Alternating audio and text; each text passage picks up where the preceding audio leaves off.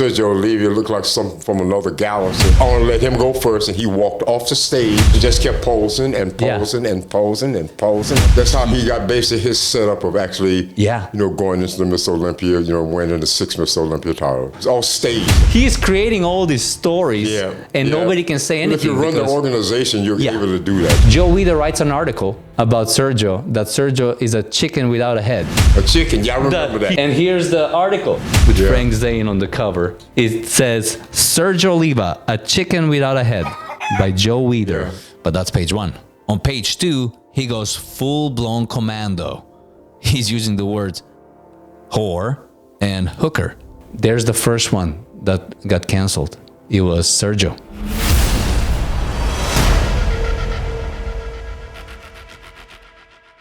Don't you think that anybody else has a chance to beat you like Robby Robinson? No, come on, Joe. You got to be more powerful than anything that can happen. I think that Robby's gonna be the great black hope. If you let anything crack, just you don't.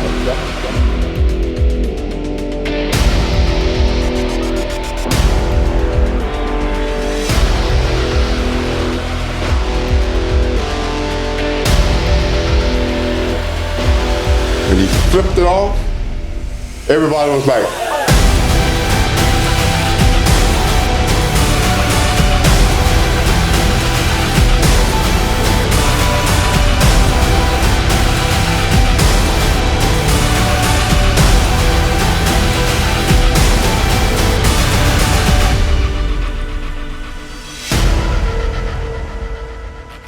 we're gonna get to your arrival in LA, but before you got to LA, you actually went to see the first Mr. Olympia for you, which was the 1970 Mr. Olympia. You went to see it live in New York, right? Mm-hmm. You went to see Sergio against Arnold. Yeah. Yeah. Oh, yeah. So tell me about this. Like, Arnold pulled a little stunt on Sergio. What happened there? I was in Tallahassee and I had wanted to see something like that. I had never been to a bodybuilding competition. Yeah. So I took my daughter, my oldest daughter, on a Greyhound bus all the way to New York. We got up in the middle of New York, never left Florida in my life. Yes. I get to New York, I have a hotel there for myself and her. And in the process of all of that, we go to the bodybuilding competition. And at the bodybuilding competition, there was nobody in the show. Only the judges. Wow. Myself, my daughter. Wow. There was nobody there. And Arnold and Sergio Oliva and some other bodybuilders came out on stage. And that was it. That was Mr. Olympia. That was it. There was no such thing as cameras. There was none of that. Wow. There was no stage. It was just a stage lit up. Yeah. And the bodies walked out on stage and they posed. Wow. And in the process, I'm sitting there watching this, amazed at what I'm seeing. Sergio Oliva looked like something from another galaxy, and Arnold up there posing. And I'm thinking to myself, this is amazing. Yeah. And I'm seeing these guys actually dueling here on stage. And then in the process of them posing and going through the mandatories, the judge told them to leave the stage. And in the process of them leaving the stage, Sergio, I want to let him go first, and he walked off the stage. Yeah. And then the judge, so you guys come back on the stage, but Sergio didn't hear him. So he just kept walking. So Arnold was always stayed out on the stage and just kept posing and posing and posing and posing.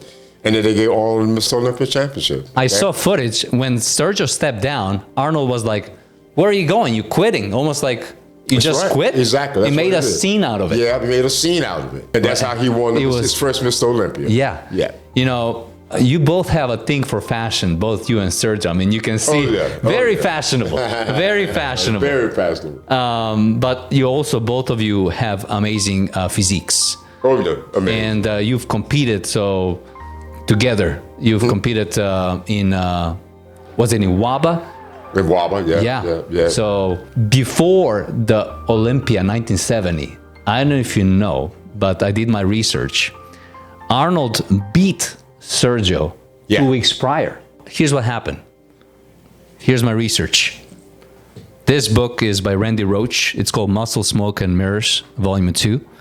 And I just want to share what happened over here. Arnold was in London to win his 5th Mr. Universe title. Immediately following the show, Arnold Franco, Dave Draper, and Borico. So they flew first to New York, and then they were jetted privately to Columbus, Ohio to compete in another contest. And that another contest, it was the Pro World. Sergio was reluctant to compete in the Pro World. And then also Oliva's manager tells what happened. Oliva's manager at the time, Jack Mergimekian, recounted how Sergio Oliva went to Columbus to watch the show, not to compete. And when he spied him in the audience, Jim Lorimer negotiated successfully to get Oliva to compete in the bodybuilding show against Arnold. The manager of Oliva stated that Sergio had no intention of competing. He was focused on Mr. Olympia contest only 2 weeks away, where he planned his 4th straight victory. He had defeated Arnold the year before.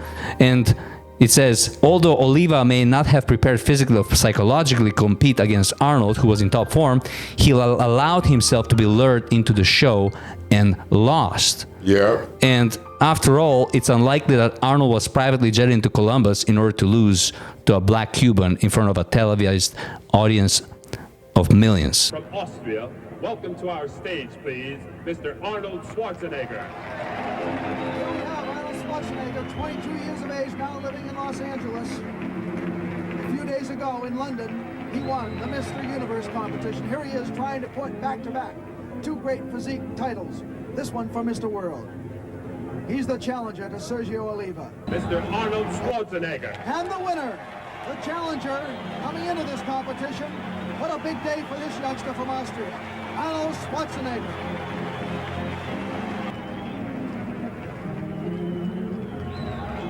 Basically what happened was Jim Lorimer, the promoter of Pro World, flew him overnight. Yeah. It was a setup. Yeah. Oh, yeah. So Arnold comes in shape.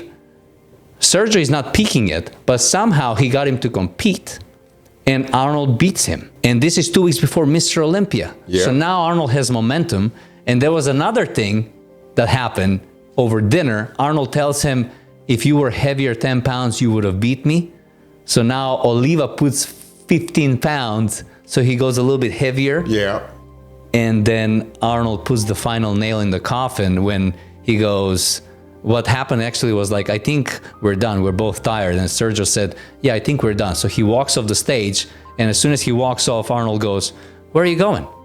It's like, everybody sees it, he's quitting. And he keeps posing. Yeah. And that was it. That was it. And that was it. And that's how he got basically his setup of actually, going into the Mr. Olympia, winning the 6th Mr. Olympia title. Yeah. And also, it's all staged, a lot of it. He, at this show, the Pro World, he told Jim Lorimer after he retires, he wants to be a business partner with him. Exactly. Because the whole thing was arranged. That's what it is. And that's how they started Arnold Classic. The Arnold Classic, exactly. Yeah. It's amazing. It's amazing how these things happen. It's like, but you gotta research, you gotta see what happened. Yeah. So before, you're one of the guys that went against Arnold, and there is a list of bodybuilders. Whoever went against Arnold, somehow they got canceled. They got what? They got canceled from the industry. And before Robby, it was Sergio. This was the first one that 1970. So 1971, he competed in a different organization, NABA. And then the WEIDERs go, hey, everybody competed. They are disqualified. They're suspended. And they told Arnold, hey, don't compete, so we can suspend all of these guys. So then Arnold in 1971 is the only one on stage and goes on to win 1971. Yep, exactly. So that's 2 times. So then 1972, at this Olympia, Arnold said that if he was a judge, he would have given the victory to Sergio Oliva. That's how good he was at this show. He was good at that time. Yeah. He was great. He was on. Now, what happened was Arnold picked the room where to do the prejudging. And it was apparently a darker wall. And it made him stand out because he was more pale. Yeah. And Sergio, that was in better shape, got washed out. He kind of blended with exactly. He blended with the wall. Yeah. And I gotta pull another quote over here because this book, the author, he interviewed a lot of bodybuilders from the golden era, and also he spoke to Charles Gaines and George Butler over the phone. Really? So he's got a lot of scoop. It's a smoke and mirror. Yes, and he's got a lot of scoop about anything that happened in pumping iron. Amazing. So it's all here, brother. Amazing. So this is what Arnold said. Certainly, Sergio was great enough in Germany to take the Mr. Olympia title. And I will go further and admit that if I had been judged in Germany, I would have voted in favor of Oliva over me. So that's in a book called Fantastic. And then Rick Wayne wrote a book called Muscle Wars. He says that Arnold said, I was far more interested in the paint of the wall. It hadn't occurred to Sergio that my white body would stand out against the dark wall behind us, while his would blend right in. There's another setup, and there goes another title of Mr. Olympia to Arnold. It was all setups, basically. So I'm just going chronologically here. We're going to get to 1975, pumping iron. 1973, here's what happens.